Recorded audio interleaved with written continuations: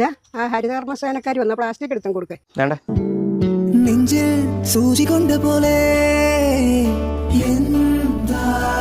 നീ എന്നാ പ്ലാസ്റ്റിക് എടുക്കാൻ വരുന്നേ? പ്ലാസ്റ്റിക് ഇല്ലല്ലോ, ഇനി ഉടനെ പറ്റില്ല.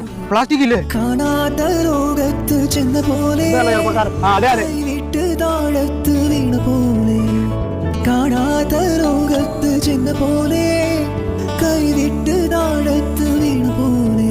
ചേട്ടാ ഈ ലൈസ് ചേട്ടൻ തന്നെ കവർ എനിക്ക് തരുവാണെങ്കിൽ എന്ത് വരണം? എനിക്ക് കവർ മാത്രം മതി. കണ്ണാടിയോട് ഇഷ്ടം കൂടിയതെന്താവോ?